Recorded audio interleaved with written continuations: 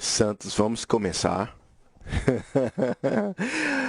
Achei que íamos ter uma reunião de oração hoje à noite. Maravilhoso. Ok.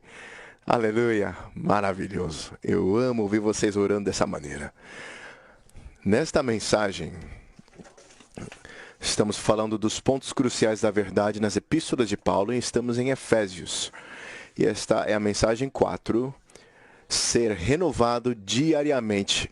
O Senhor precisa restaurar a vida cristã diário e a vida da igreja diária. Então precisamos ser renovados diariamente para se revestir do novo homem e produzi-lo. Santos, quando falamos do novo homem, quem fala do novo homem na terra? Eu não acho que... Bom, não estamos nos vangloriando, mas é a misericórdia do Senhor, até mesmo falarmos desse tema e focar nisso na Bíblia. Isso é na Bíblia. Mas eu não consigo pensar em ninguém que fale do novo homem, mas eis-nos aqui, estamos falando do novo homem. A importância do novo homem, você não consegue enfatizar demais, né? Vamos chegar no esboço. Eu gostaria de ler umas porções do ministério para vocês e eu espero que vocês exercitem seu espírito hoje à noite para serem os melhores ouvintes. Deus é o melhor ouvinte no universo. Ele não nos ouve? Ele nos ouve.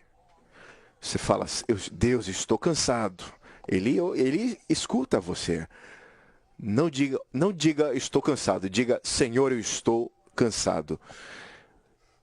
Mas ele vai falar, eu não estou cansado. Você pode ter uma conversa com ele. Ele é o melhor ouvinte. Muitas vezes, quando estamos com outra pessoa, nem ouvimos o que a pessoa fala. A pessoa está falando e estamos em outro lugar. Então, se você olhar no livro... O caráter do obreiro de Deus, no primeiro capítulo, é ser um bom ouvinte. Tem que ouvir o que a pessoa está falando. Eu quero que vocês ouçam o que o ministério fala hoje à noite. Então, eu espero que tenhamos um ouvido para ouvir o que o Espírito diz às igrejas. Embora eu esteja lendo, eu quero que essa leitura se torne em rema. A palavra, o falar instante de Deus para nós, pessoalmente e coletivamente. Vamos ver o Agonizo Romano 1. A intenção de Deus ao criar o homem era ter um homem coletivo para expressá-lo e representá-lo. Gênesis 1, 26 realmente descreve o propósito eterno de Deus, imagem e domínio. Então, diz... Deus criou o homem à sua própria imagem para sua expressão e deu-lhe seu domínio para que o homem o represente a fim de lidar com o seu inimigo. O que eu gostaria de fazer? Eu gostaria de ler algumas partes de algumas notas de rodapé sobre Gênesis 1, 26, que estava olhando para isso e eu não posso fazer melhor do que isso, mas... Bom, eu simplesmente vou ler algumas partes e eu gostaria que vocês considerassem, não olhem para a sua nota de rodapé ainda, mas eu quero que vocês apenas considerem. Você poderia chegar aqui para nos dizer o que é a imagem de Deus e o que é a semelhança de Deus e qual é a distinção entre essas duas coisas? Vocês conseguem? Tudo bem se você falar não, eu tive que estudar de novo isso, para que isso entrasse em mim. Bom, de todos modos, é muito impressionante. Deixe-me ler. A nota de rodapé, nota 3 de Gênesis 1, 23. Vou ler a primeira parte. A imagem de Deus, que se refere ao ser interior de Deus, é a totalidade daquilo que Deus é nos seus atributos divinos. O mais prominente é o amor, luz, santidade e justiça. Então, a imagem de Deus é a totalidade daquilo que Deus é nos seus atributos divinos. A semelhança de Deus refere-se a forma exterior de Deus, que é a expressão do ser interior de Deus, a imagem de Deus. As virtudes interiores do homem, criadas no espírito do homem, são cópias dos atributos de Deus e são o meio para o homem expressar os atributos de Deus. A forma exterior do homem, criado como o corpo do homem, é uma cópia da forma de Deus. Portanto, Deus criou o homem para ser uma duplicação dele mesmo, para que o homem o contivesse e o expressasse. Isso não seria maravilhoso se você pudesse ir para toda a universidade, cada universidade em todo o mundo, e simplesmente ler isso? Esse é o propósito de Deus aqui, o que eu acabei de ler para vocês.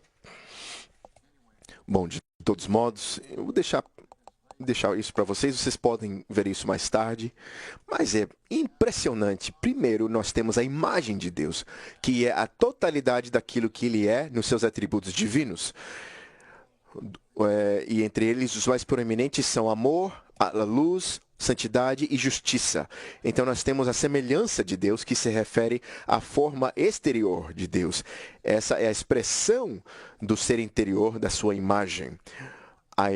As virtudes interiores do homem, criadas no espírito do homem, são cópias dos atributos de Deus e são o meio do homem expressar os atributos de Deus.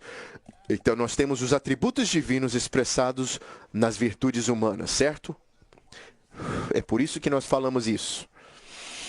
E então, isso é impressionante. A forma exterior do homem, criado como o corpo do homem, é uma cópia da forma de Deus. Pensem nisso. Eu não consigo explicar, mas em Gênesis 18,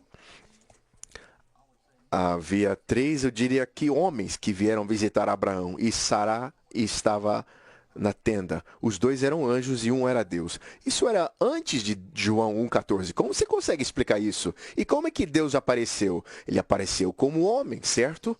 E no final de Lucas, após ele ter sido ressuscitado, ele entrou na sala, ele não tocou na porta, ele simplesmente apareceu. Apareceu como um homem, certo? Ele disse, me dá um pedaço de peixe. Ele comeu aquele peixe, mostrando que ele é homem. Ele é um homem ressurreto e glorificado. Você se lembra que Tomé fala...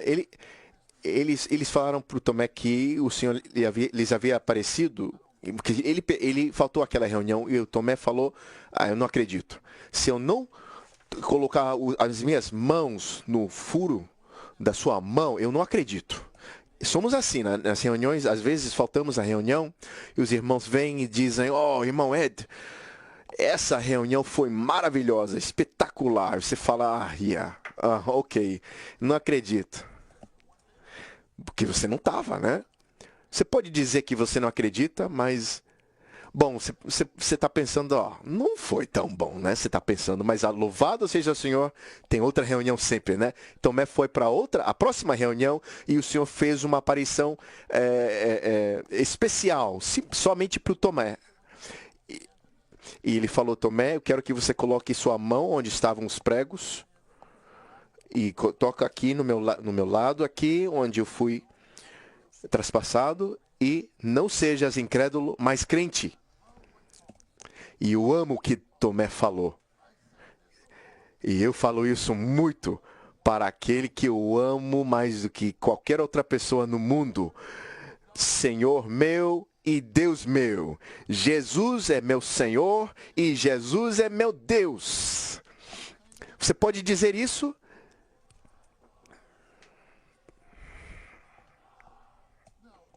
Agora, quando Tomé falou isso, será que o Senhor falou, Tomé, o que você está dizendo? Você dizer que eu sou seu Deus?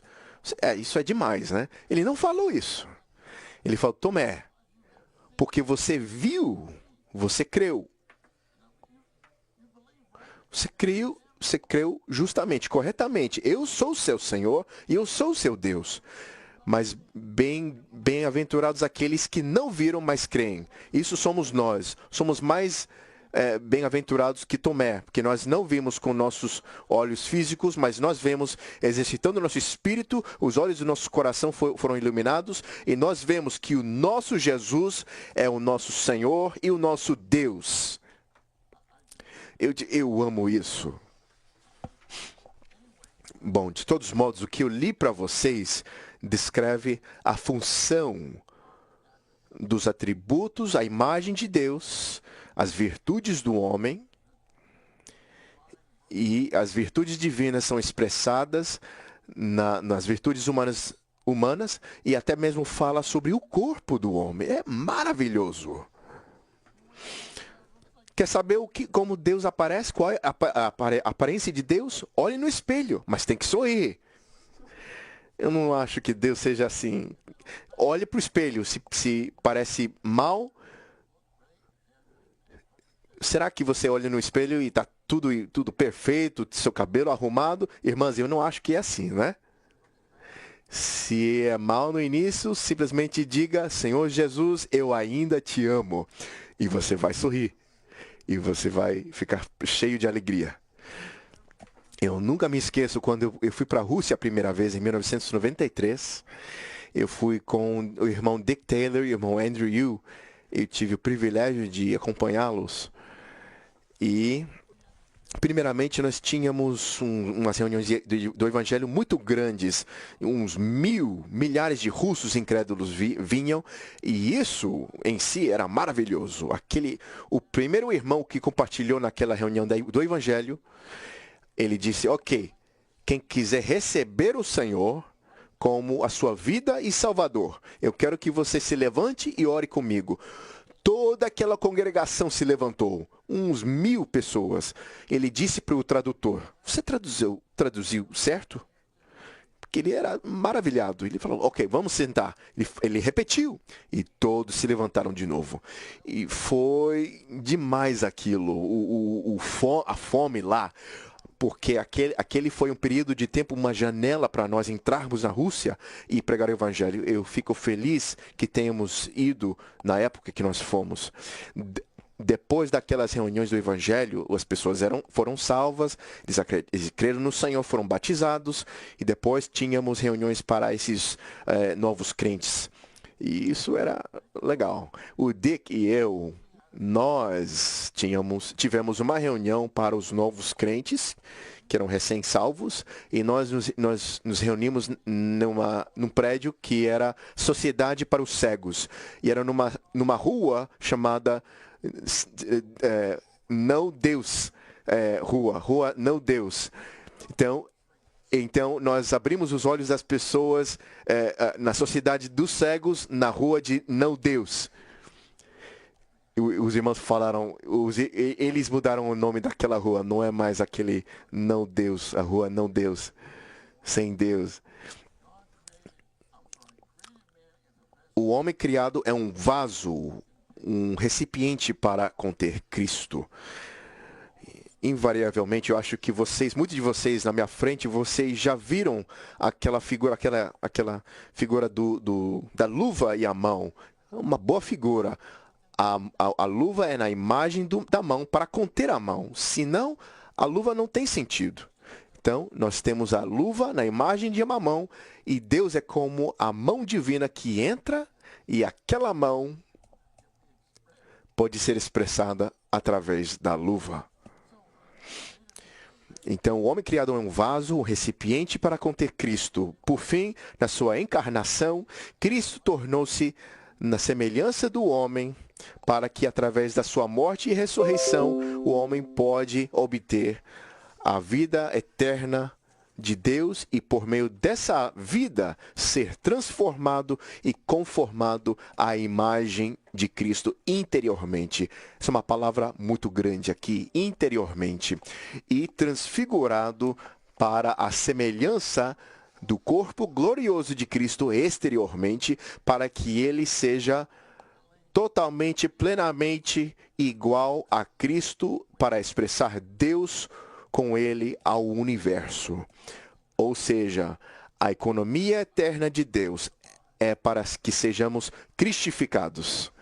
Você pode dizer deificados, e é uma outra parte do ministério. Nós estamos sendo cristificados. O Martinho Lutero foi levantado para restaurar a justificação. Nós fomos levantados para restaurar a cristificação. Vocês não querem ser cristificados esta noite? Eu sim. Vocês precisam de mais Cristo? Eu também. Ok, deixa eu continuar aqui. O homem criado tinha a imagem e a semelhança de Deus, mas ele não tinha a realidade de Deus, nem a vida de Deus. Portanto, ele ainda precisava de receber Deus como sua vida ao comer da árvore da vida, a fim de que ele tivesse a realidade de Deus para expressá-lo. Então, santos, deixa eu fazer uma afirmação aqui. Podemos dizer que, pela criação, o homem tinha a imagem e a semelhança de Deus, porém, ele não tinha dentro em si a realidade de Deus. E é por isso que Deus o colocou em frente à árvore da vida. Portanto, santos, Bom, Deus tem uma mente, certo? Ele tem uma mente. Ele tem versículos sobre isso. Ele tem uma emoção. Ele é muito emocional, ele tem uma vontade. Tem mente, emoção e vontade. Nós temos uma mente, emoção e vontade. Agora, o que podemos dizer é o seguinte. Vamos falar sobre a emoção agora. A emoção divina é o conteúdo e a emoção humana é o recipiente e a expressão do conteúdo. A nossa emoção foi feita para conter as emoções do Deus triuno. Não é maravilhoso isso? Então, no livro de Filipenses, ficou muito claro, em Filipenses 1:8, Paulo diz que eu tenho saudade de todos vós no entranhável afeto de Cristo Jesus. Isso é a emoção de Cristo pela igreja. Eu tenho saudade de vocês igual como ele tem saudade de vós nas suas partes interiores, em sua emoção. Então, a emoção divina é o conteúdo, a emoção humana é o recipiente e a expressão daquele conteúdo. Que tal a mente? Nós podemos ver a mente em Filipenses. Em Filipenses 2:2, esse versículo diz que penseis a mesma coisa, é um aspecto da mente, mas 2:5 diz, tende em vós esta maneira de pensar. O pé da letra diz assim, pense isso em vós. Tende em vós esta maneira de pensar. Que mente? Que pensar? A maneira de pensar de Cristo. E no contexto aqui, você prossegue do versículo 5 para frente, você percebe que essa foi a mente do homem escravo salvador. Ele foi obediente até a morte da cruz. Precisamos que essa mente seja dispensada para a nossa mente. E não devemos temer a cruz, nem a morte da cruz. Porque, santos, isso me encorajou muito. Nós temos a vida de obediência do Senhor. Eu não consigo obedecer em mim mesmo, mas eu tenho a vida de obediência dele em meu espírito. Eu tenho a vida de submissão no meu espírito. Não são boas novas essas? Então nós precisamos deixar que a mente dele esteja em nós. E então podemos ver que Paulo experimentou a emoção divina, a mente divina e também experimentou a vontade divina. Chegando a Filipenses 2:13, ele diz que Deus opera em vós tanto o quê? A primeira coisa é tanto o querer como o realizar. Para o quê? Para o seu bom prazer o seu bom prazer é o que alegra a Deus. Você não quer alegrar a Deus? Então você precisa deixar que ele opere em você o querer para o seu bom prazer e o realizar para o seu bom prazer.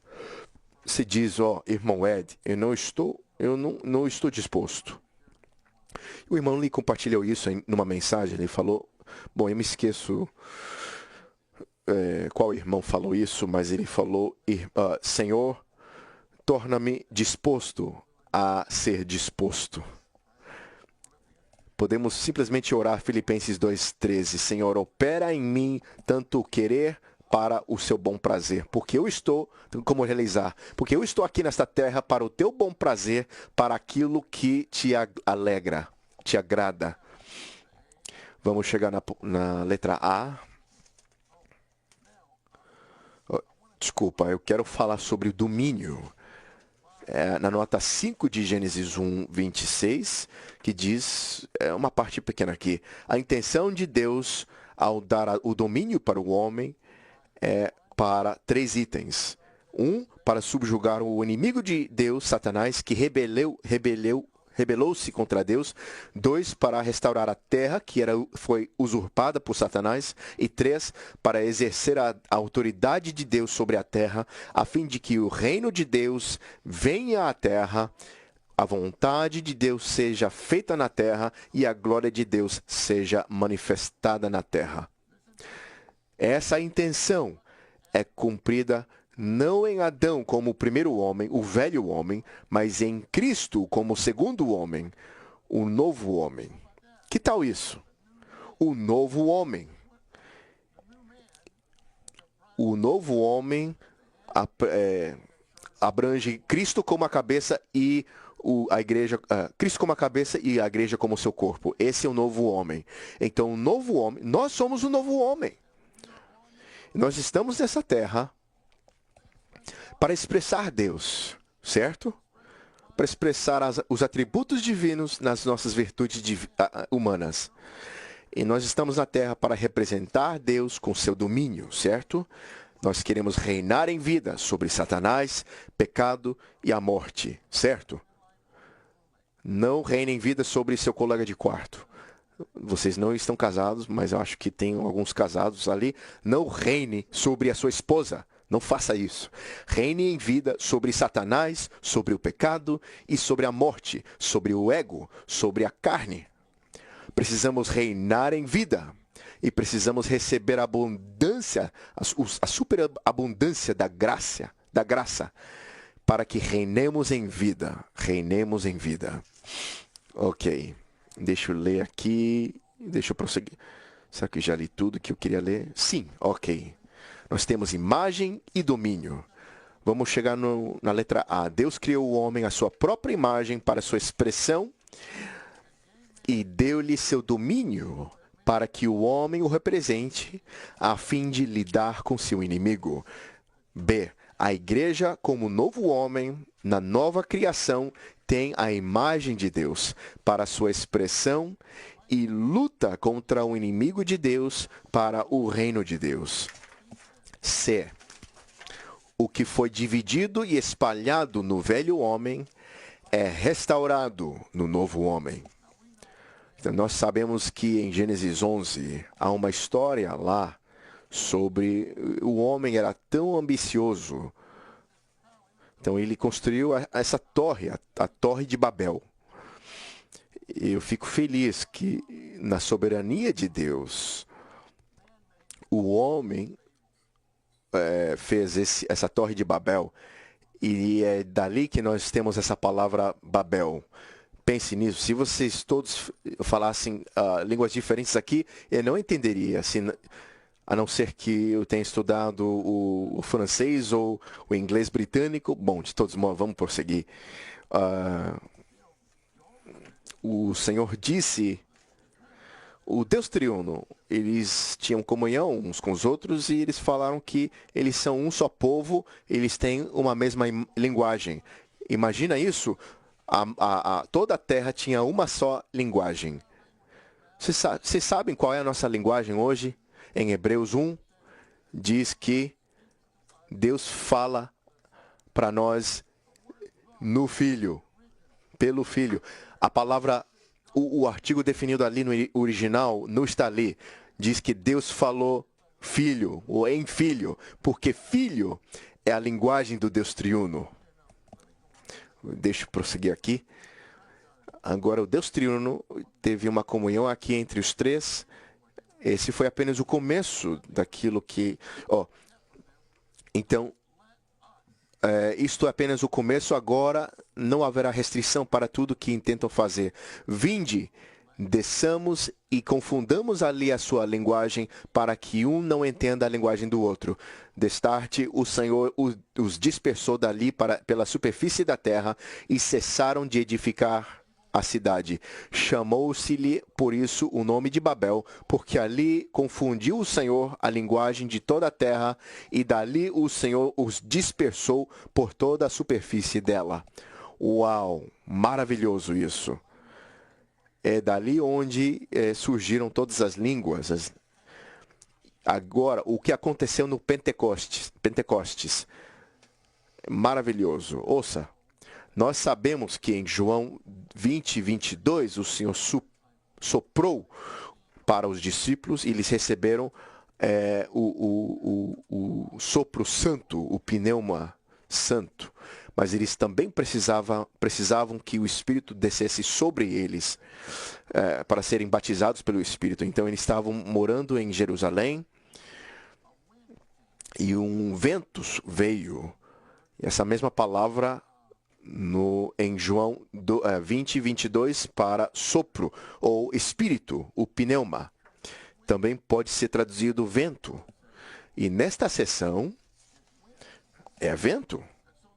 Então, quando estavam habitando em Jerusalém e quando se ouviu aquele som, ajuntou-se a multidão e ficou confusa, porque cada um os ouvia falar no seu próprio idioma. E não era coisa sem sentido. Eles estavam falando uma língua de verdade. Vou voltar para esse ponto. Eles estavam admirados e se maravilhavam, dizendo: vede, não são galileus todos esses que estão falando?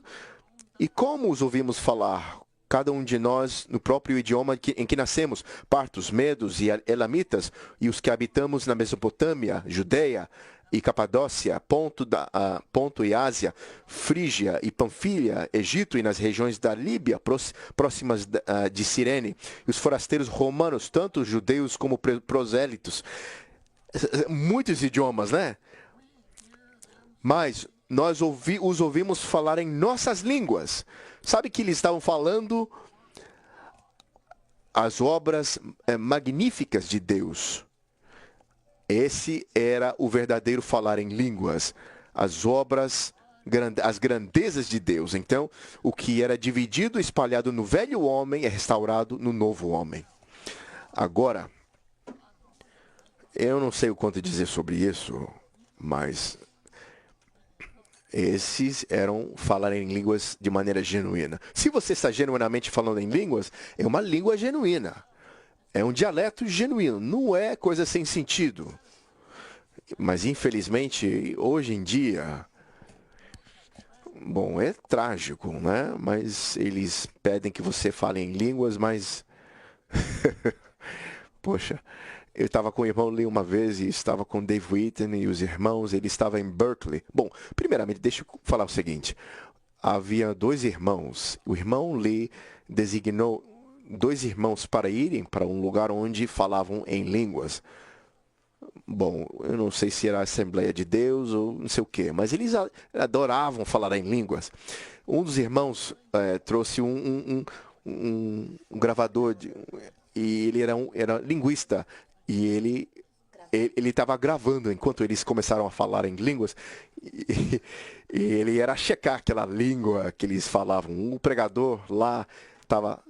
Bom, esses irmãos estavam sentados aqui, e o pregador falou: eu sinto um espírito de incredulidade aqui. E eles estavam lá gravando. E é claro que os irmãos, o linguista, ele falou que não era uma língua. Ele falou: eu estava com o irmão ali na área da Bahia, da Califórnia. É uma tragédia que há tanta falsidade. A falar em línguas, essas eram línguas genuínas aqui, né? Esse irmão se levantou e ele falou que esse irmão mais novo, falou que eles o fizeram falar em línguas dizendo hot diggity dog, repetidamente. Hot diggity dog, hot diggity dog, hot diggity dog. Oh, ele falou em línguas. Esses irmãos, vocês irmãos chineses, vocês não sabem o que é hot diggity dog, né? Você estava hot diggity, o que é isso? Bom, eu não vou pedir para vocês fazerem isso. Mas, bom, dá para imaginar você pedir para alguém falar dignidade quão rápido possível e você fala, você falou em línguas. O irmão lhe perguntou para mim depois, Ed, o que é dignity dog? Eu falei, poxa, eu nunca pensei. Eu falei, bem, o irmão Lee, o Hot Diggity Dog. Isso foi no estado de Louisiana, ok? Hot Diggity Dog no estado de Louisiana. Eu não acho que eles falem isso no norte, né? Mas se você for pro sul, pro Louisiana, você ouve um tanto de coisa, um bocado de coisa. Eu falei, o irmão Lee, isso quer dizer o seguinte, quando você fala Hot Diggity Dog, você está expressando, isso é muito bom, eu gostei muito disso, Hot Diggity Dog. Ele falou, eu não sabia. Então, Andrew e eu estávamos saindo do escritório lá em Ball Road, e Benny Danko estava sentada aqui, ela tinha a cabeça baixada, ela estava trabalhando, o irmão Lee sempre queria aprender palavras novas. Então, ele falou, Benny, ela olhou e ele falou, Hot Diggity Dog. O irmão Lee era tão puro, né? Ele achou, ele nem sabe. Nem está no dicionário, né? Mas o irmão Lee estava expondo muito do falar em línguas falso, né? Até mesmo eles falavam, o falar em línguas, eles falam que fazer isso, mesmo que não seja uma língua de verdade, você tem que fazer isso para ser salvo. Isso é heresia. O Andrew e eu, bom, o irmão Lee teve de expor essas coisas porque pelo menos uma igreja estava sendo levada por isso. Então, se você focar nesse falar em línguas exterior, que não é nem o verdadeiro falar em línguas, você fica distraído da união orgânica no seu espírito, a união orgânica do Deus triuno, consumado como o espírito mesclado, unido com o seu espírito. Isso precisa ser o nosso foco, o nosso espírito. É por isso que eu amo os 3 círculos, certo? Corpo, alma e espírito. É como um alvo. O centro é o seu espírito. Maravilhoso. Bom, o Andrew e eu estávamos andando para a casa do irmão Lee. O Andrew me falou. O Andrew sentia que eu poderia falar qualquer coisa para o irmão Lee, mas ele não tinha coragem. Ele falou, se o irmão lhe falar mais sobre falar em línguas, você fala com ele. Eu falei, tudo bem. Então eu falei, o irmão Lee, bom, ele estava derrubando todos os argumentos. Então eu dei outro caso para ele para ver o que ele diria. Então eu falei, irmão Lee, às vezes essas pessoas falam que o falar em línguas é o falar de anjos. O falar de anjos. O irmão Lee me agarrou pelo meu braço, ele era forte, ele me agarrou meu braço, ele falou, Ed, você acha que os anjos falam sem sentido assim? Bom, eu estou falando isso do palco, isso vai para todo lado. O anjo, claro que o anjo não fala sem sentido assim, né? Nós precisamos falar as grandezas de Deus em toda e qualquer língua que nós conseguirmos. Eu só vou falar isso. Vamos chegar... Desculpa, eu conto todas essas histórias do irmão Lee. Bob, eu não sei o que Benny fez depois daquele Hot Diggity Dog. Talvez ela tenha ido para cá. Ela perguntou para você, é isso? Você nem lembra? Ok, bom. Avisos Romano 2. Ouça. O novo homem, como poema, a obra-prima de Deus, foi criado pela morte de Cristo e em sua ressurreição.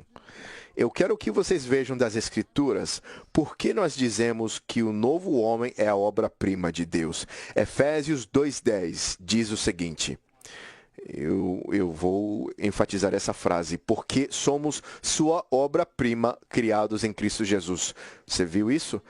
Sua obra-prima, criados em Cristo Jesus. E em Efésios 2:15, diz que para que ele criasse, dos dois criasse em si mesmo um só novo homem. Então ele criou os dois, os judeus e os gentios, em um só novo homem, e ele criou a sua obra-prima em si mesmo. Esse é o novo homem. O novo homem é a sua obra-prima. Santos, vocês não conseguem ver o que eu consigo ver, mas eu consigo ver todo tipo. Eu vejo pessoas de toda raça, todo. Tem alguém de Texas aqui? Tem muitos de Texas aqui, né? Olha todos os texanos aqui. Os texanos são como seu próprio país, né? Eu tenho base para dizer isso porque eu fui ganho para a vida da igreja em Texas. Eu estudei em Austin. E quando eu estudei lá em 1971 e não estava na vida da igreja, eles falaram, Ed, você é um Yankee. E eu falei, Yankee? Aí eu achei que a guerra civil já acabou. O que está acontecendo aqui? Foi uma nova experiência para mim. Mas eu sim desfrutei meu tempo lá em UT Austin, Universidade em Austin. Bom, desculpa, eu não sei porque que eu desviei aqui. A obra-prima de Deus é o novo homem. Eu tenho João 16, 20 a 22 aqui, porque o Senhor, nesses versículos, disse aos discípulos, ele disse, quando eu morrer na cruz e for embora, vocês lamentarão e chorarão, mas o mundo se alegrará. Vós vos entristecereis, mas a vossa tristeza se converterá em alegria. Essa é a alegria do novo homem, e falaremos sobre isso em breve.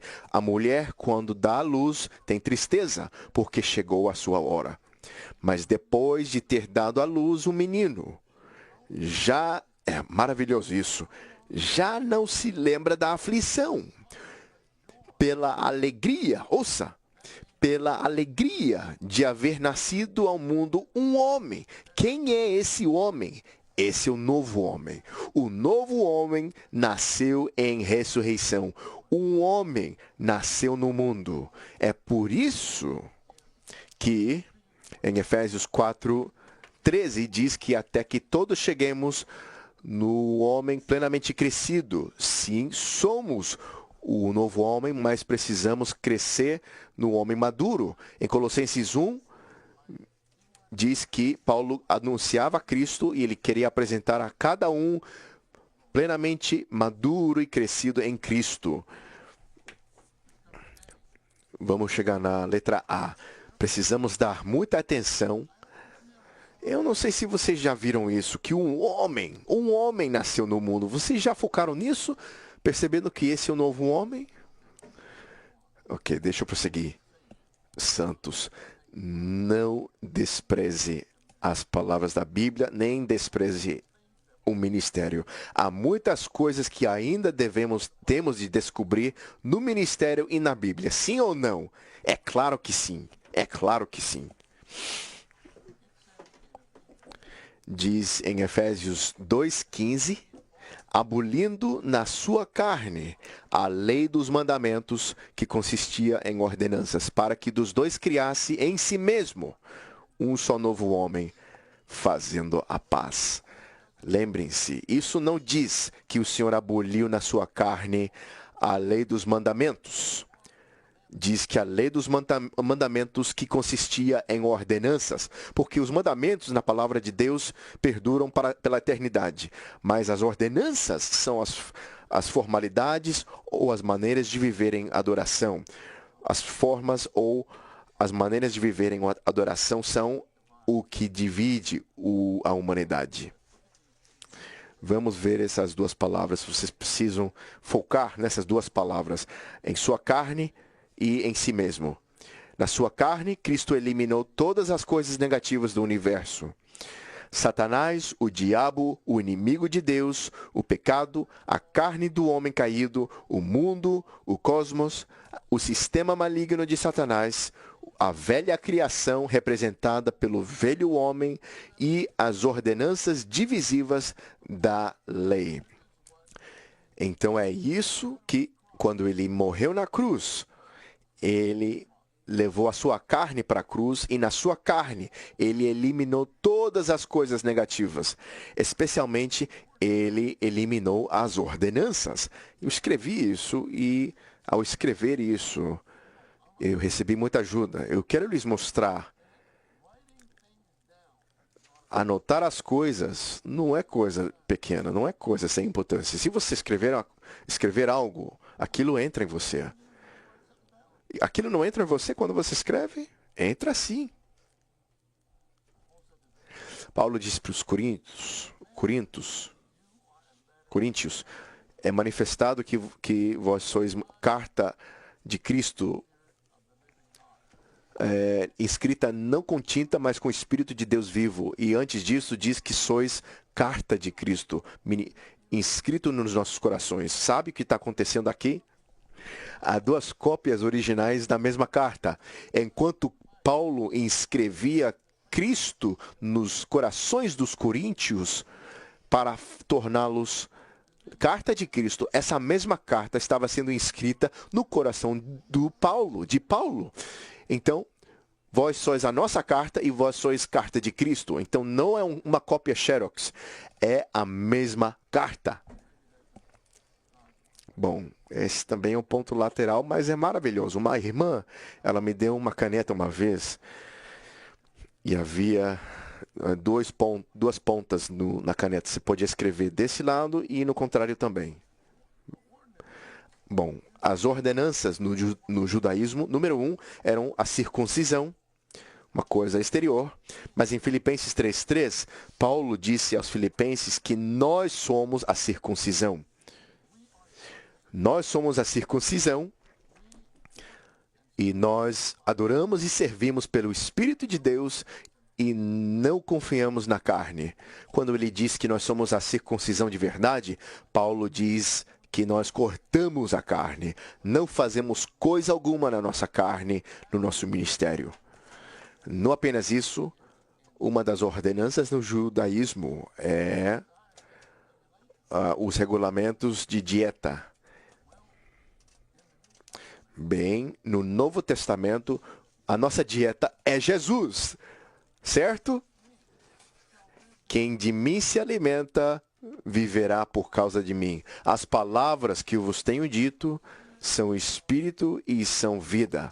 Então, quando vocês exercitam seu espírito para orar sobre as palavras de Deus, as suas palavras tornam-se a proteína e carboidratos divinos e místicos. Então você come a palavra do Senhor como sua comida espiritual. E não apenas isso, mas você se lembra em Atos 10. Pedro estava no teto orando, no telhado orando, e 3 vezes algo desceu do céu cheio de coisas impuras. E o Senhor disse, levante-se, Pedro, mata e come.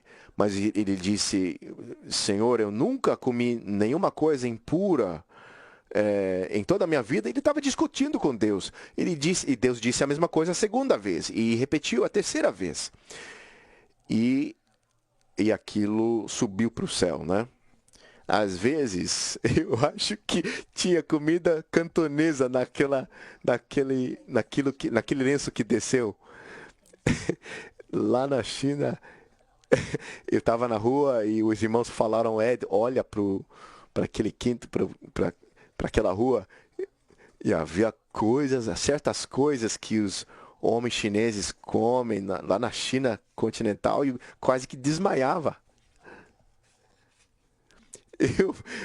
Eu não acho que essas coisas estavam naquele lençol, mas eram animais impuros, né? Então Pedro tinha uma transe. E a resposta veio. O Cornélio enviou alguns dos seus servos e ao lugar onde Simão Pedro estava orando, eles tocaram na porta.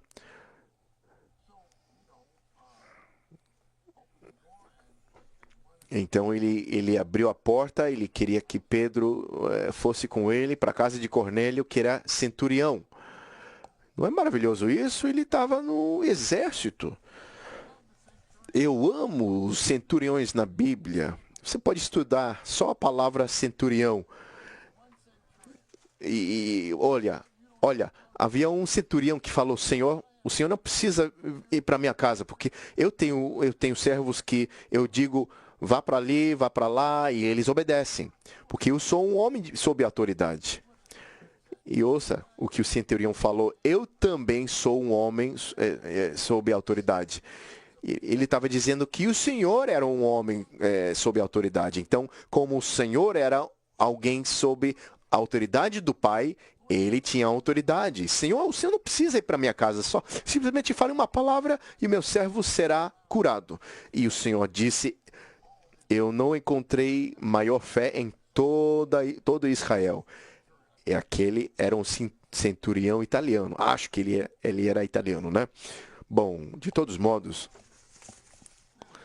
agora o Pedro foi para a casa de Cornélio e, em certo feito, ele falou na casa de Cornélio em Atos 10, 28. Ele disse: vós bem sabeis que é ilícito a um judeu ajuntar-se ou aproximar-se de alguém de outra raça, mas Deus mostrou-me que a nenhum homem, Deus me mostrou para não categorizar nenhum homem como comum ou imundo. Vocês podem ler Atos 10, 28 para mim? E lhes disse: vós bem sabeis que é ilícito a um judeu ajuntar-se ou aproximar-se de alguém de outra raça, mas Deus mostrou-me que a nenhum homem devo chamar comum ou imundo. Que tal isso?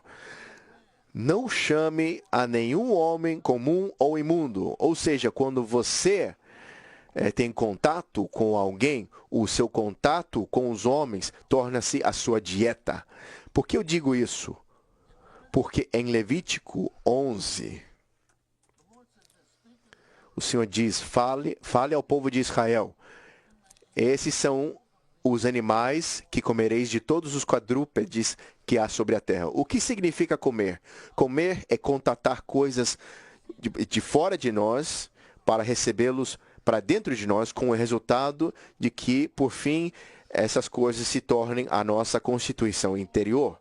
Neste capítulo, todos os animais significam todo tipo de pessoas, e o nosso comer significa o nosso contato com as pessoas, a fim de que o povo de Deus tenha uma vida santa como exigido pelo Deus Santo. Eles têm de ter cuidado com o tipo de pessoas com quem eles têm contato. Eu encorajo a vocês a lerem Levítico 11 com todas as notas de rodapé. Se um animal tinha a pata dividida e se ruminava, era o casco dividido, e ruminava, era limpo. Ou seja, se o irmão é assim, ele desfruta a palavra do Senhor pela manhã, ele digere a palavra do Senhor e durante o dia ele arrota aquilo. Bom, desculpa, eu sou bem rude, mas essa é a única palavra que eu posso dizer. Aquilo, né, é vomitado na sua boca, né? Aquela grama, né? É uma comida que é digerida e a vaca mastiga de novo. E ela ganha mais nutriente daquilo. É assim que devemos ser. Oramos e lemos a palavra pela manhã. No começo era a palavra, no início era a palavra estava com Deus, e a palavra era Deus. Desfrutamos esse versículo e mais tarde dizemos: ó Senhor, no início, no princípio. Bom, aí você está ruminando, né?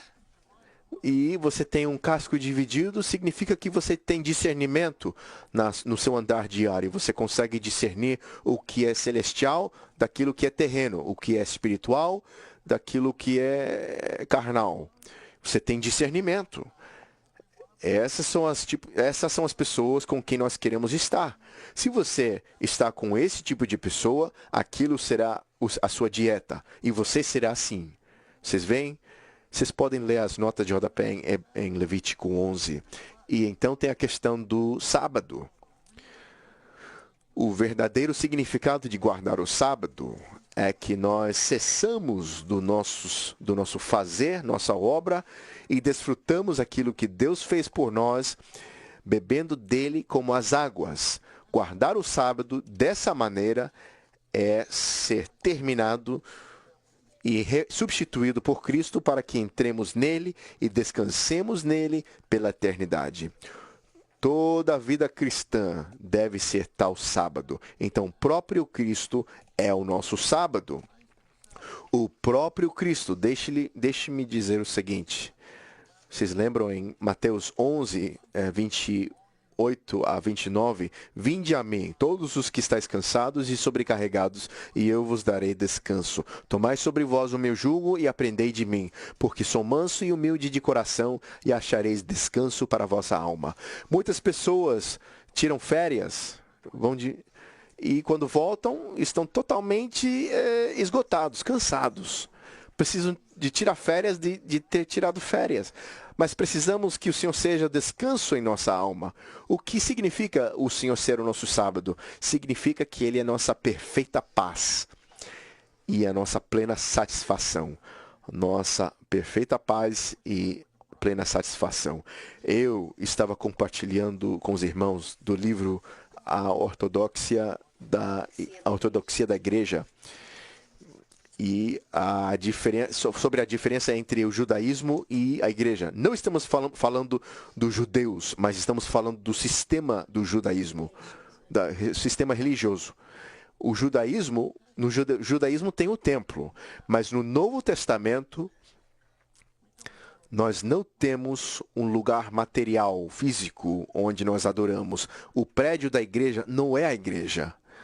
Nós não dizemos eu vou para a igreja. Não, aquilo não é a igreja, certo? Nós somos a igreja. Ouça, no Novo Testamento, o lugar de adoração é o adorador. Que tal isso? O lugar de adoração é o adorador. É por isso que em João 4, o Senhor disse para aquela mulher samaritana, ele disse que uma hora vem, e agora a dispensação mudou. Eu não sei o que aconteceu com o Senhor quando ele falava isso, mas ele disse uma hora vem. Ele percebeu, é agora.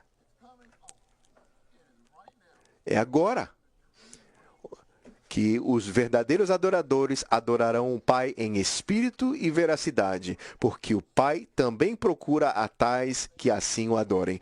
Santos, o Pai está buscando verdadeiros adoradores. Precisamos orar, Senhor, torna-me um dos teus adoradores verdadeiros. Até mesmo esta noite, Pai, eu quero te adorar no meu espírito e com o meu espírito. Quero exercitar o meu espírito. Eu quero te adorar em veracidade. Veracidade é a realidade divina, tornando-se a nossa genuinidade e sinceridade para a verdadeira adoração de Deus. Desculpa, eu tenho muitos versículos aqui, nós não temos o tempo. Vamos chegar no segundo item, com o judaísmo. O judaísmo tem leis, mandamentos e regulamentos para ter uma vida santa. Paulo disse que ele era fariseu de fariseus. Ele provavelmente tinha tudo catalogado na sua mente. Ele era brilhante. Eu descobri, e provavelmente vocês sabiam, eu visito o Japão uma vez por ano, e no sistema de educação lá deles, eles memorizam tudo. Irmão, quando você estudou, você memorizou tudo? Bom, o que você fez? Eu tentei entender. Muito bem. Algum de vocês memorizou as coisas quando vocês estudavam? Vocês memorizam coisas no treinamento, certo? Mas, eu estou dizendo o seguinte: regulamentos para uma vida santa. Que tal se você esquece de uma regulação? Você tem uma memória má, memória ruim. Ouça, santos, a lei do Espírito da vida está no nosso espírito.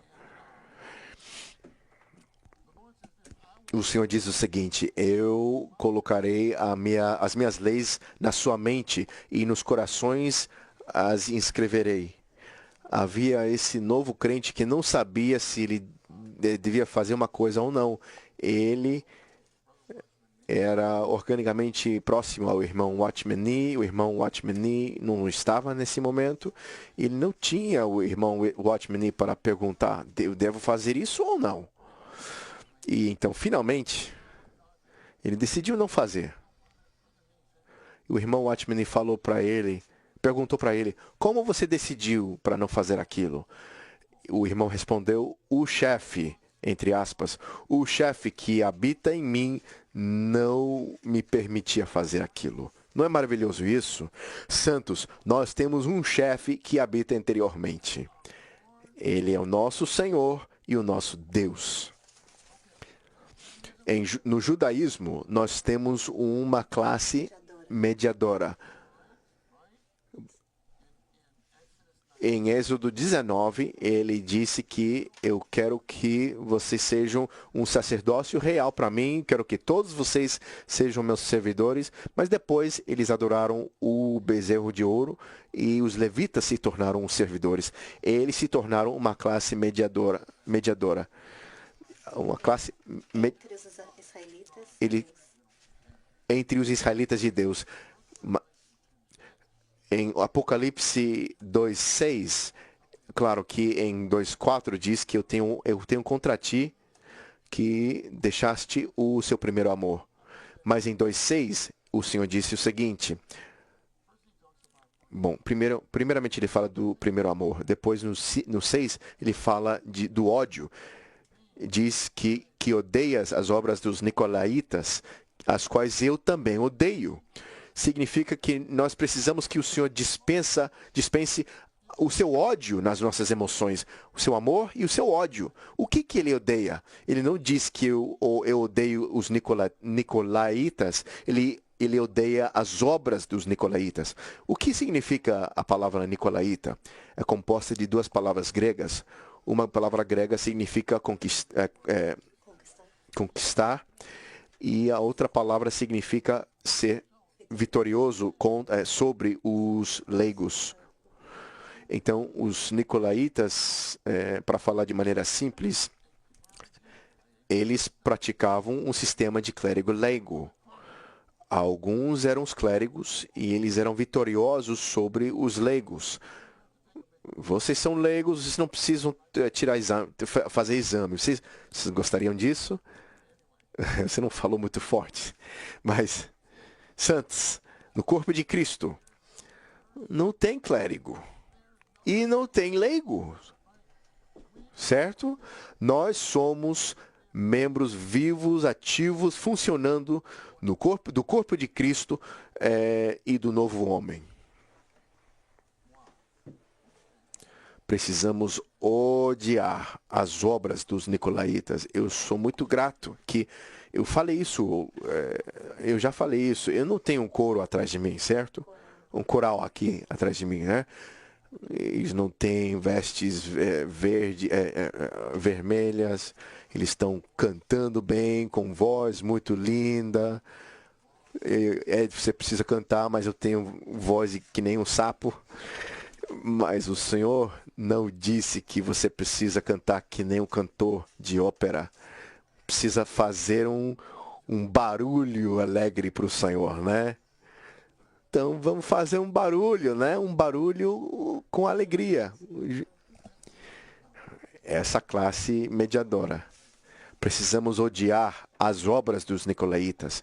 E também no Antigo Testamento, as bênçãos deles eram bênçãos materiais. Se você foi abençoado no Antigo Testamento, você tinha tantas ovelhas, tantos bois, tanta terra, aquilo era a sua bênção. Bênção física. Mas no Novo Testamento, nossas bênçãos não são bênçãos materiais. Nossas bênçãos são bênçãos espirituais.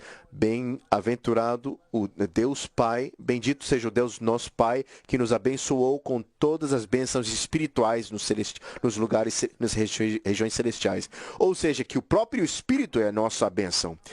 No livro de Números 6, 22 a 25, o Senhor disse que eu quero que você abençoe os filhos de Israel dessa maneira. De que maneira?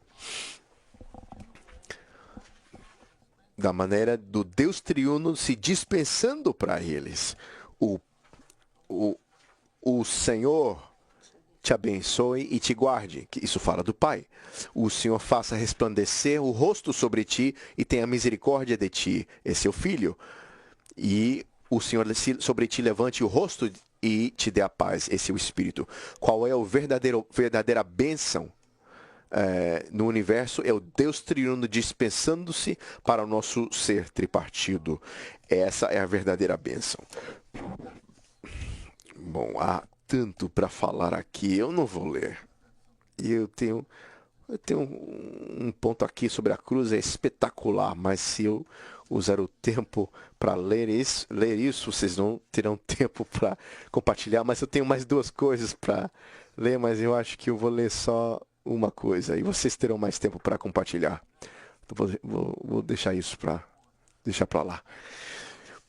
2.2 Em si mesmo, como a esfera, o elemento e a essência, Cristo criou dos judeus e gentios um novo homem. Cristo não é somente o criador do novo homem, a igreja, mas também a esfera em que o novo homem foi criado e o elemento e a essência com que o novo homem foi criado. Cristo é o próprio elemento e a essência do novo homem, tornando a natureza divina de Deus uma única entidade com a humanidade. Não é maravilhoso isso? Ele tornou a sua natureza divina uma entidade com a humanidade. Em Colossenses 3, 10 a 11, Paulo fala lá sobre o novo homem, fala que precisamos nos revestir do novo homem e depois, onde não pode haver grego nem judeu. Essa frase, onde não pode haver, ou seja, não tem possibilidade. Onde não pode haver texano, pensilvaniano, onde não pode haver mongoliano, africano, não há raça, não pode haver nenhuma cultura, nenhuma coisa de raça no novo homem. Cristo é nossa cultura. Ok, agora diz que judeu, grego, circuncisão, nem incircuncisão, bárbaro, cita, escravo, livre. Mas Cristo é todos os membros e Ele está em todos os membros. Eu tenho, mais tarde no esboço, eu já compartilhei isso, mas nunca me esqueço, eu estava dirigindo na autoestrada e havia um prédio de denominação e diz lá que vem para um lugar onde todos são alguém. Mas eu acho que vamos ter uma placa no nosso local onde venha para um lugar onde todos não são ninguém e Cristo é todos e em todos. Eu não sei quantas pessoas viriam, mas precisamos daquilo. Ok, vamos prosseguir. 5. Na criação do novo homem, primeiro o nosso homem natural foi crucificado por Cristo e em seguida, pela eliminação do velho homem, Cristo nos transmitiu o elemento divino, tornando-nos a obra-prima de Deus, o poema de Deus. Essa palavra para poema significa qualquer obra de arte que expressa o desígnio do autor. Então, a obra-prima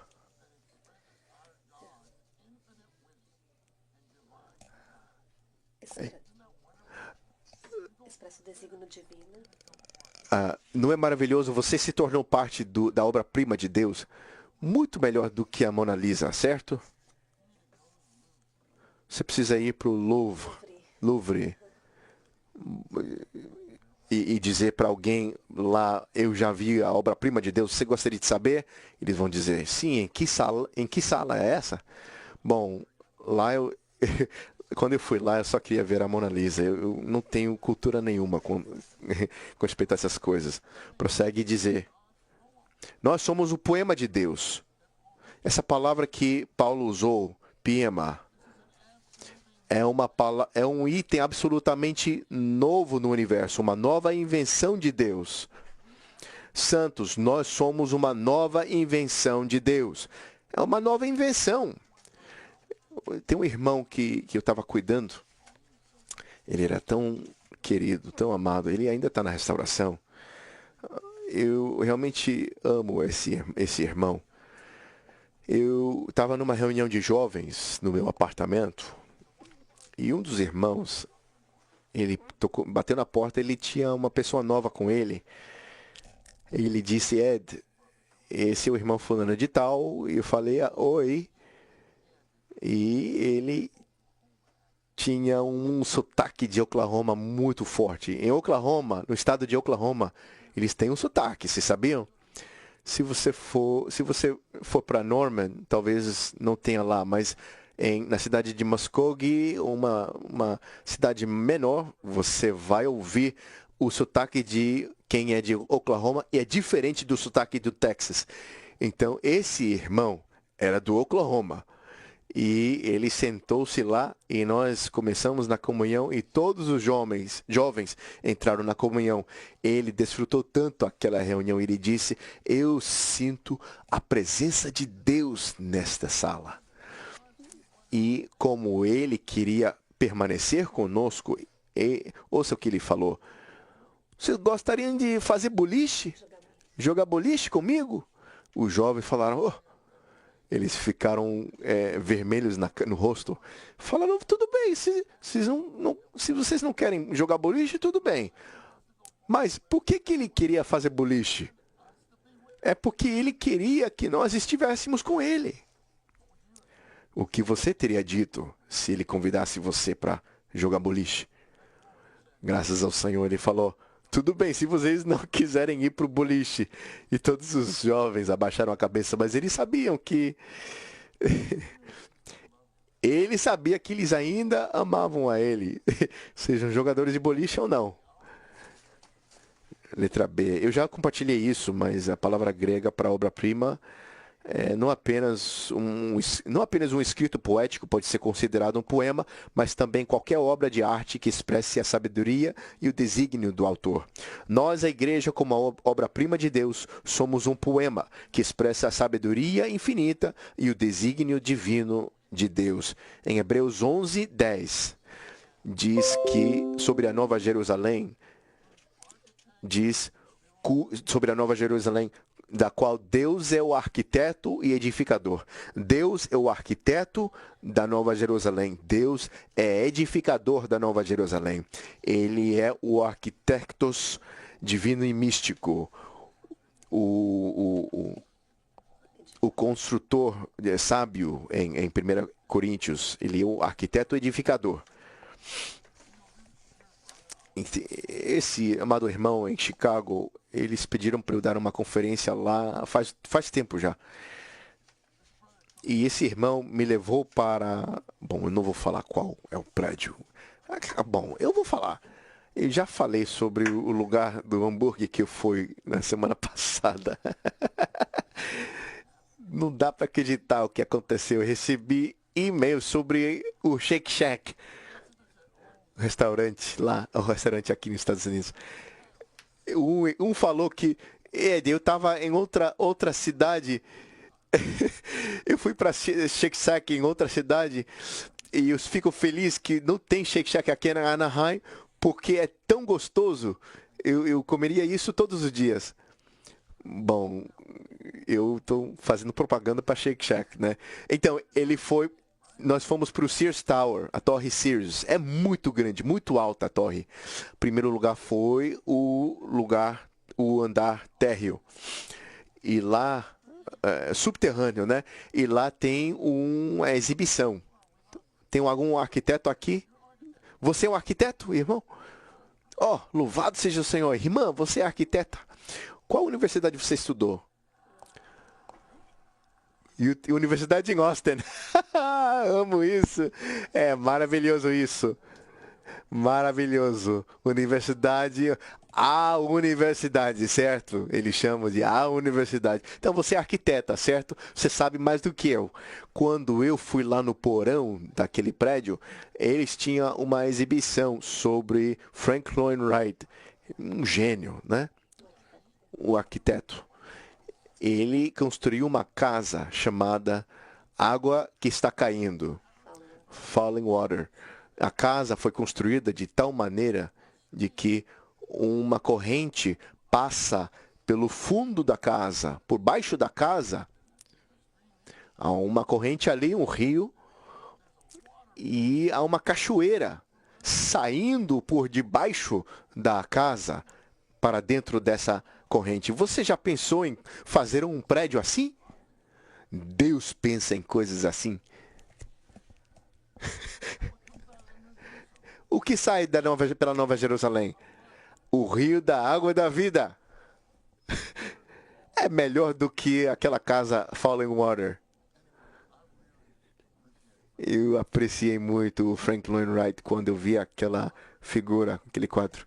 Mas eu aprecio ainda mais Deus, porque Ele é o verdadeiro arquiteto. Quando exercitamos nosso espírito para nos despir do velho homem e nos revestir do novo homem, somos enchidos com Deus como nossa grande alegria. Ouça, há 4 níveis de alegria na Bíblia. Número 1. Eu não vou poder ler esses versículos todos, mas número 1, a alegria da salvação. Quando você foi salvo, você ficou cheio de alegria? Ou você viu alguém ser salvo, eles não eram cheios de alegria? Oh, é tremendo isso. Uma alegria tremenda de salvação. Quando o Senhor falava aquelas parábolas da ovelha perdida, da moeda perdida e do filho perdido, Ele disse que haverá mais alegria no céu sobre um pecador se arrependendo do que sobre arrependido sobre os 99 que não se arrependeram, não precisavam se arrepender. Ele era cheio de alegria. Ele não falou, não importa pelo um só, eu tenho 99. Se você tiver essa atitude, você vai ficar com 98 só. E depois vai baixar para 90, depois 80, 70, 20, 10. E depois fica só você e o Senhor. Santos, vai correr atrás daquela ovelha perdida. Se você é uma ovelha perdida, você não quer que alguém corra atrás de você? Nós não todos precisamos de apacentamento? Você nunca se sente perdido? Você precisa que alguém busque você.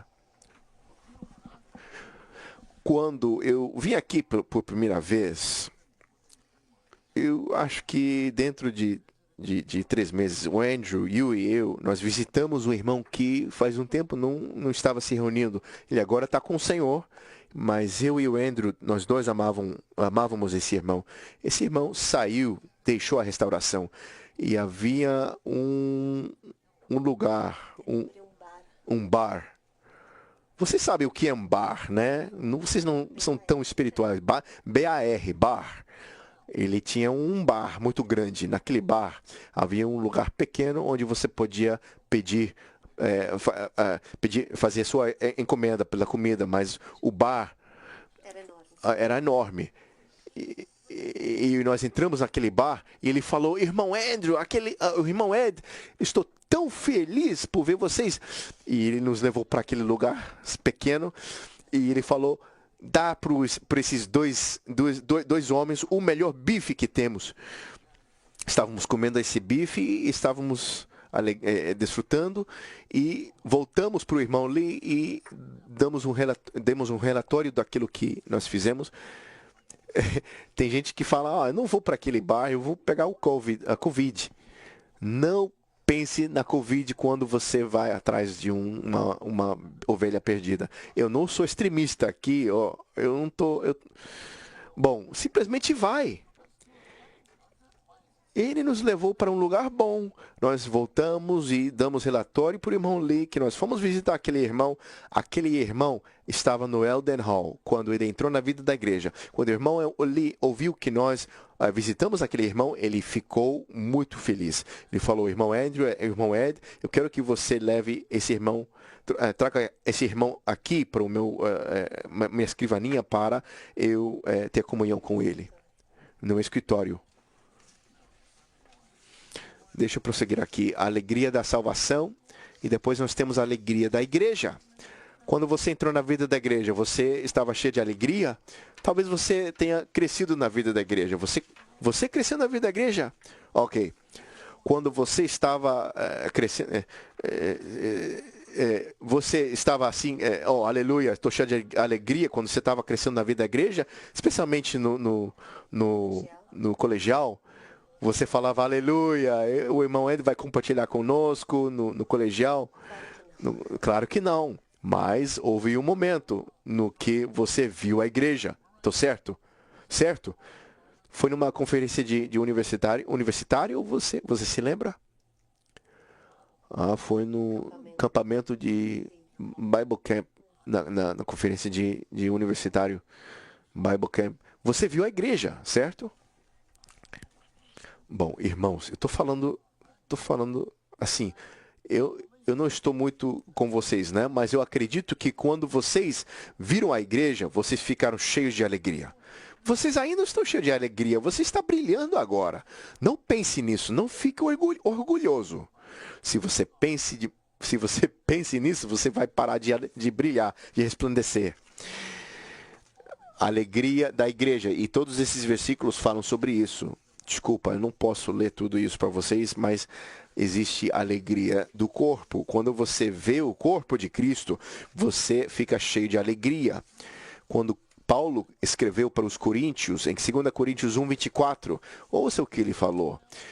Nós somos cooperadores convosco para a vossa alegria.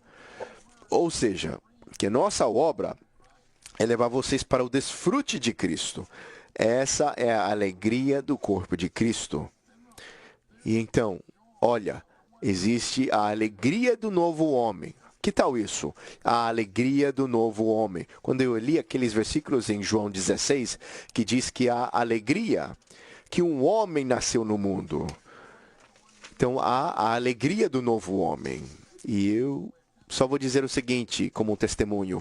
Houve um irmão novo que veio para minha casa e acabou que eu apacentei ele e eu jamais me esqueço dele. Ele participou de uma reunião de uma igreja local, olhou ao redor e ele viu todas as cores diferentes. Branco, preto, marrom, pobre, rico. Ele olhava no estacionamento, BMW, Gelap, sabe? Desculpa, eu não sei, marca, né? Mas pessoas de toda parte olhou ao redor e chorou.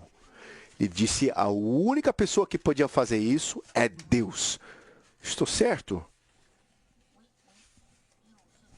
Irmãs, algumas de vocês são chinesas, né?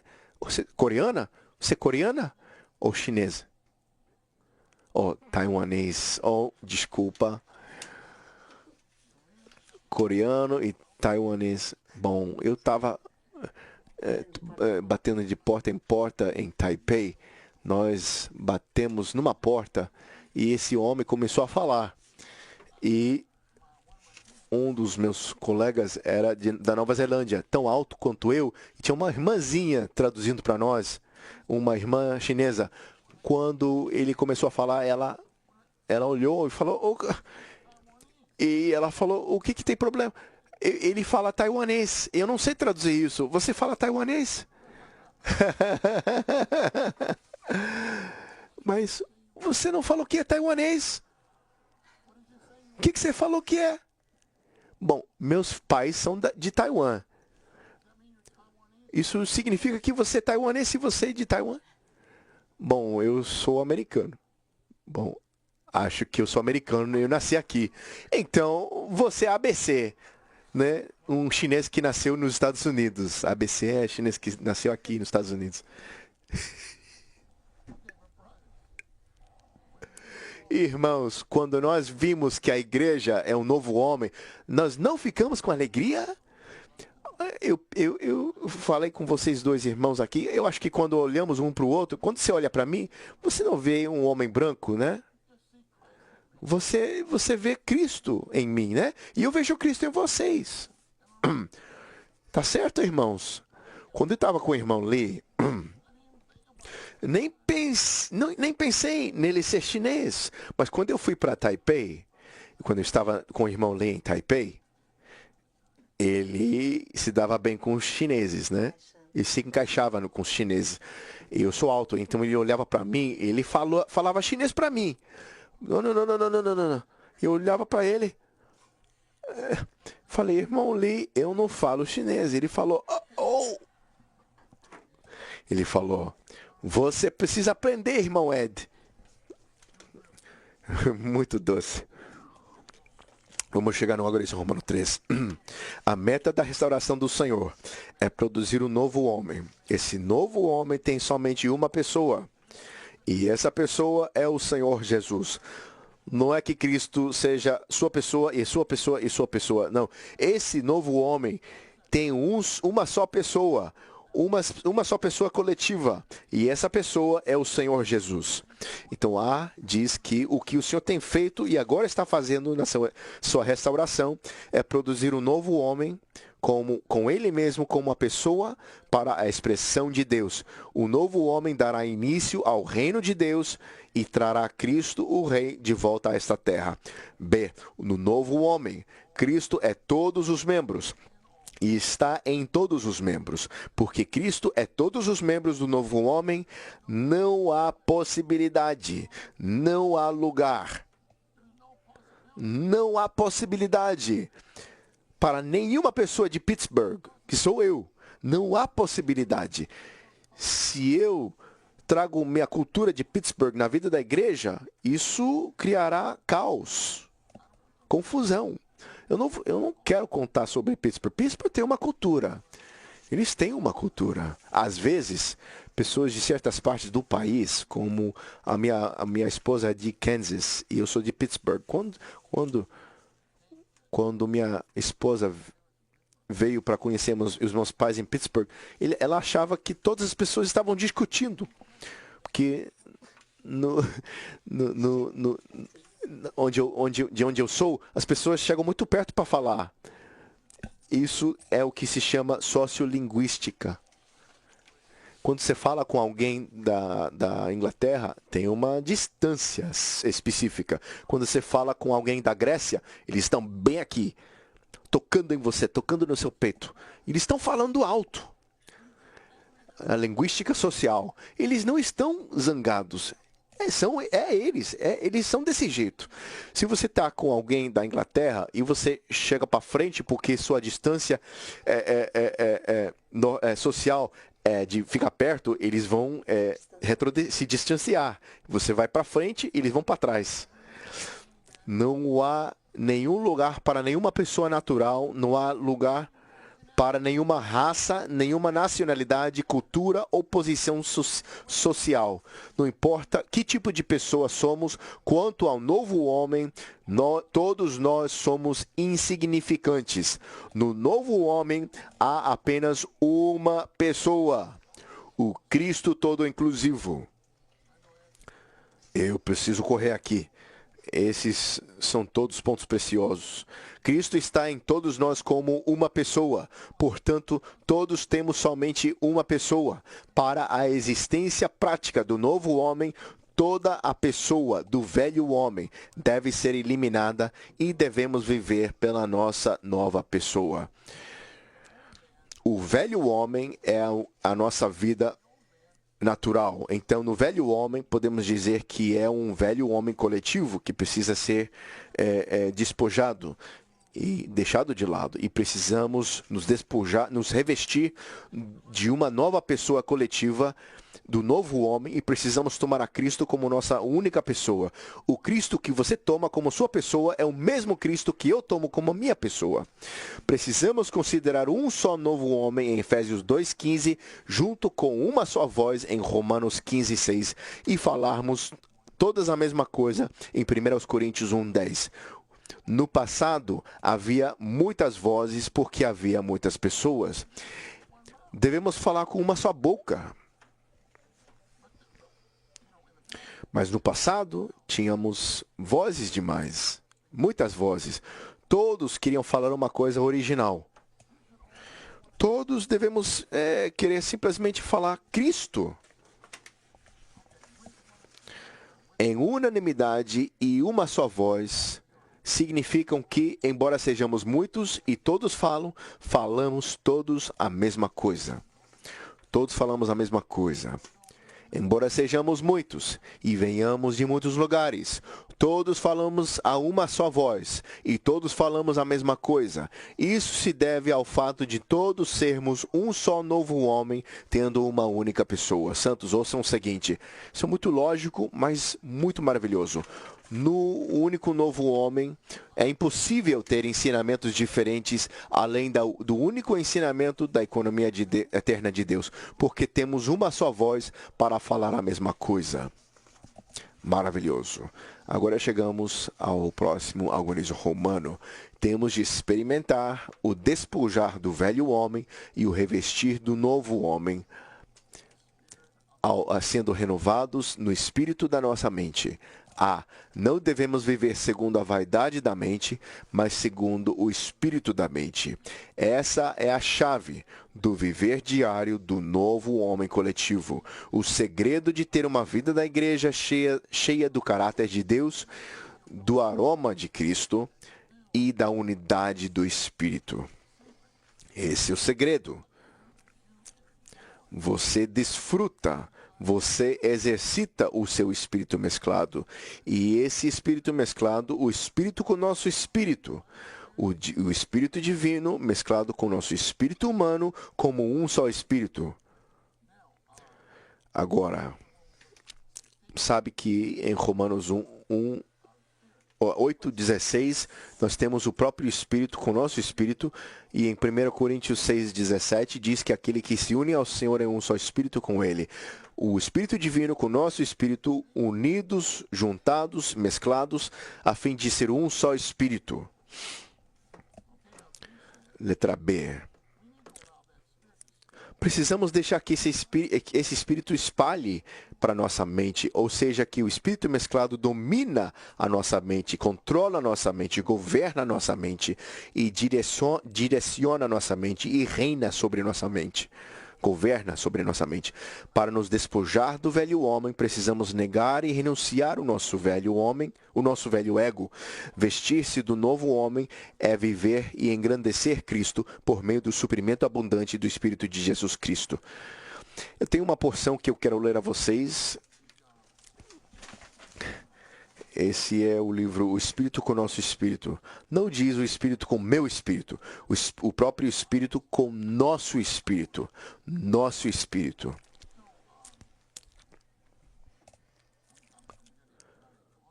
Eu vou tentar economizar o que estou lendo aqui. Podemos dizer que no tipo, a cidade antiga de Jerusalém era a habitação de Deus, mas hoje a habitação de Deus é no nosso espírito. Nosso espírito regenerado é a Jerusalém de hoje. Você pode pensar que não há comparação entre a cidade de Jerusalém e o nosso espírito. A Jerusalém era uma cidade grande e o nosso espírito é muito pequeno. Contudo, se você conhece a Bíblia, você perceberá que o nosso espírito é muito maior do que a Jerusalém. O nosso espírito é universalmente espaçoso. O problema é que nós somos individualistas demais. Quando falamos do espírito humano, pensamos no nosso espírito individual. Isso é bíblico, mas se pensarmos somente assim, isso não é suficiente. Quando a Bíblia fala sobre o seu espírito, isso inclui os espíritos de todos os santos. Isso é o nosso espírito. Então, isso torna o nosso espírito a Jerusalém de hoje. Aleluia pela entidade maravilhosa no universo chamado o nosso espírito. O espírito testemunha com o nosso espírito. O nosso espírito, o nosso espírito. As palavras o nosso espírito incluem o espírito de Paulo, o espírito de Martinho Lutero, o espírito de John Wesley, o espírito de Watchman Nee, Witness Lee, o seu espírito, meu espírito. Quão espaçoso é o nosso espírito. A Bíblia revela que o Deus é o Deus do nosso espírito. Onde está Deus hoje? Ele está habitando no nosso espírito. Onde está o novo homem? Também no nosso espírito. Quando eu estou no meu espírito, eu estou no espírito de vocês, porque esse é o nosso espírito. Maravilhoso. Letra C. Isso é muito prático. Por amar o Senhor e exercitar o nosso espírito em oração e por ler a palavra diariamente, a nossa mente é enchida com o espírito mesclado. Isso muda e renova a nossa mente. Sermos renovados na nossa mente é nos livrar de todos os conceitos antigos sobre as coisas da vida humana e sermos renovados pelo ensinamento das Escrituras Sagradas e a iluminação do Espírito Santo. Precisamos amar o Senhor Jesus, precisamos exercitar o nosso espírito para orar sobre essa palavra e meditar nessa palavra. Se todos os nossos conceitos velhos se forem embora e se os novos conceitos da mente de Deus entrem na nossa mente.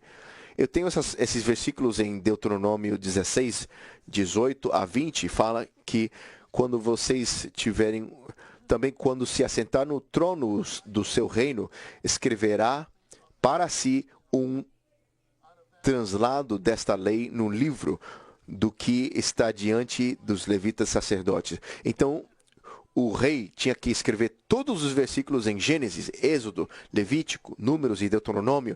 Tinha que escrever. Ele não tinha iPad igual vocês. Ele escreveu aquilo.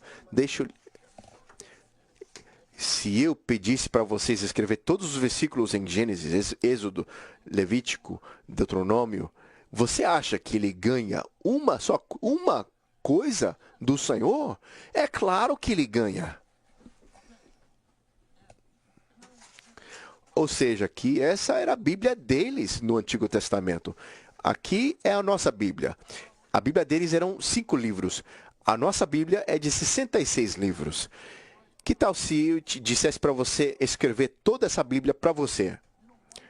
Uma vez eu dei um trabalho para os santos. Eu disse, eu gostaria que pelo menos alguns de vocês que escrevessem para si o Salmo 119.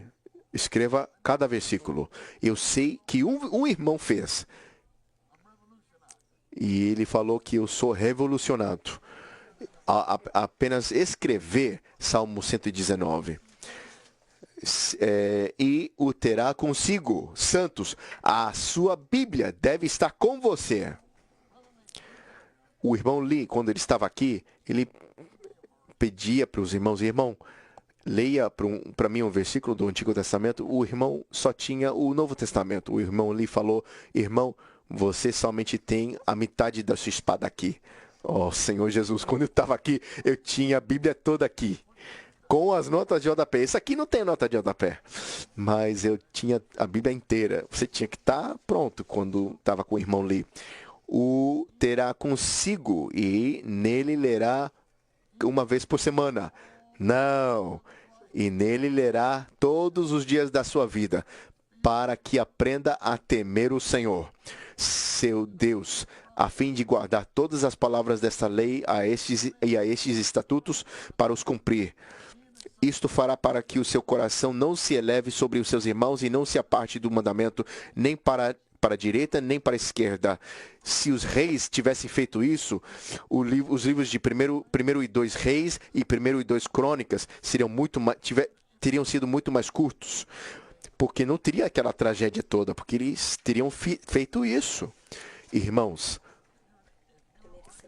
primeiro e segundo Reis e Crônicas. Se você for para a Universidade de Texas, Austin, leva essa Bíblia com vocês. Eu sou um homem, Deus arquiteto. Você não precisa fazer assim mostrando para todo mundo. Quando eu estava na empresa de Pennzoil, eu e o outro irmão, nós levávamos as Bíblias para o escritório, para o elevador. Nós tínhamos a Bíblia assim, não mostrávamos para todo mundo, mas as pessoas olhavam para a Bíblia e eles chegavam no outro lado do elevador. Pensem nisso.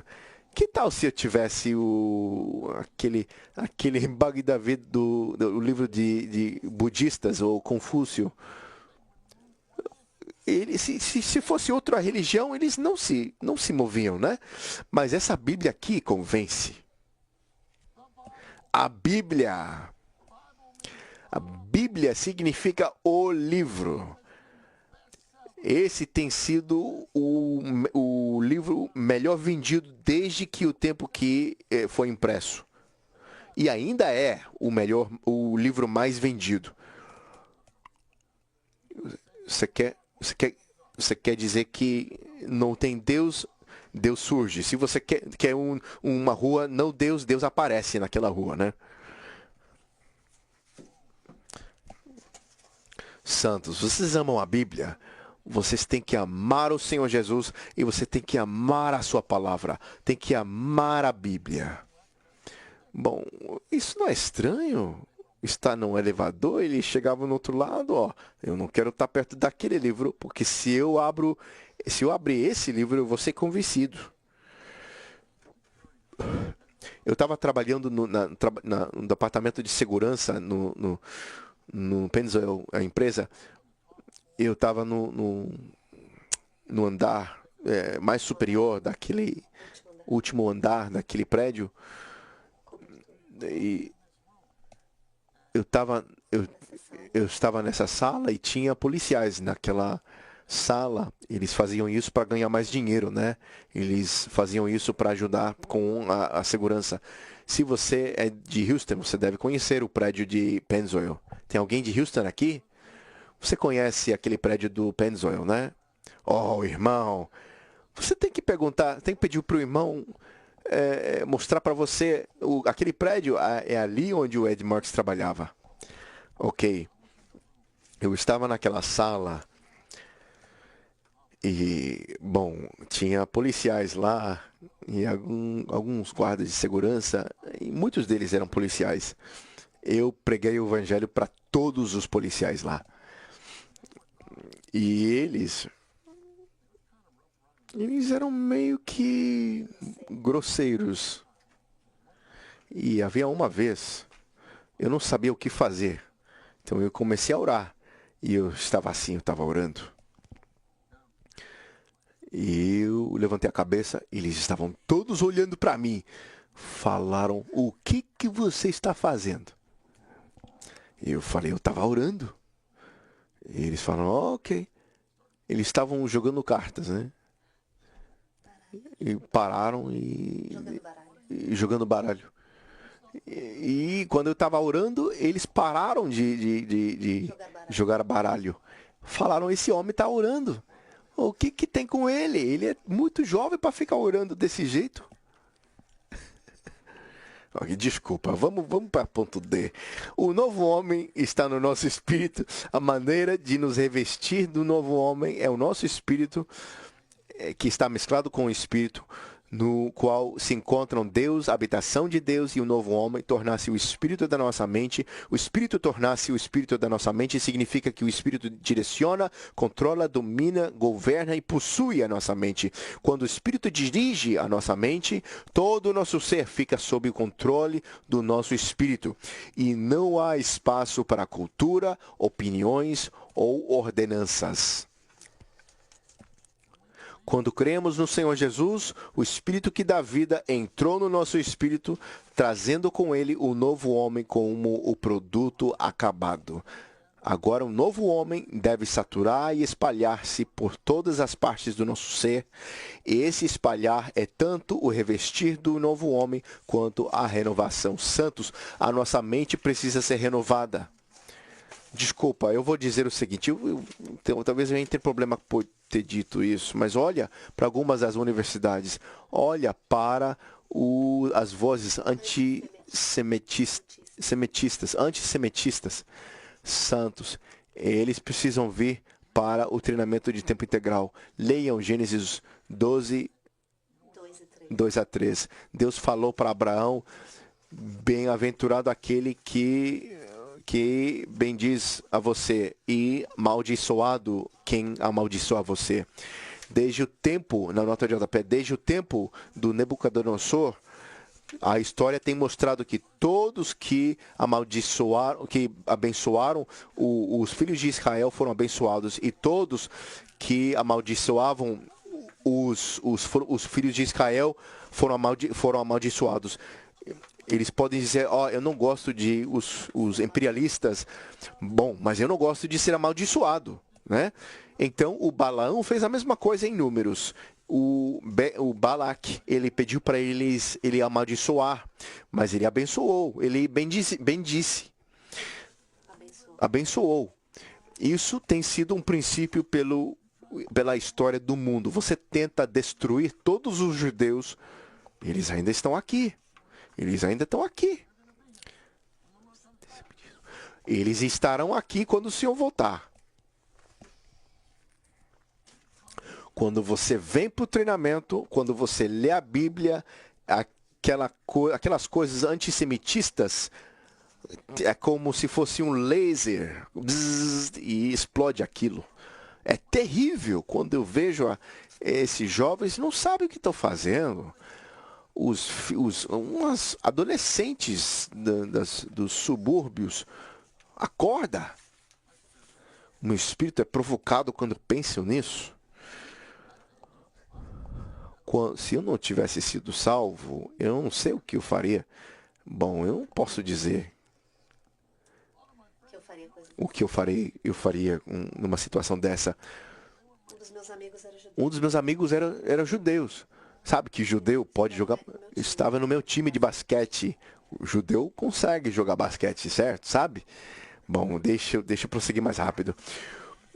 Os crentes devem ser renovados para serem tão novos quanto a Nova Jerusalém, uma vez que todos eles estão tornando-se a Nova Jerusalém ao andar em novidade de vida e edificando a Nova Jerusalém ao servir em novidade de espírito. A última parte é muito prático. Eu vou pular para o ponto B. Para sermos renovados diariamente, temos de ser revivados todas as reuniões. Não? O quê? Todas as manhãs. Certo, correto. Somos renovados diariamente por meio de 4 itens: a cruz, o Espírito Santo, pelo qual somos recondicionados, refeitos e remodelados com a vida divina, o nosso espírito mesclado e a palavra santa de Deus. Ouça, nós precisamos ir à mesa do Senhor em novidade.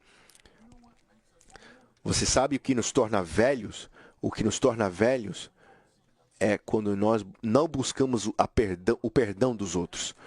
O irmão Ni tinha esse ditado: se você quiser ter uma boa vida de casado, eis a chave.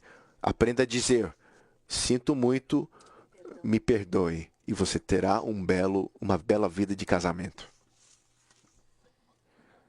Pense nisso. Vocês, por fim, vão se casar. Vocês sabem isso, né?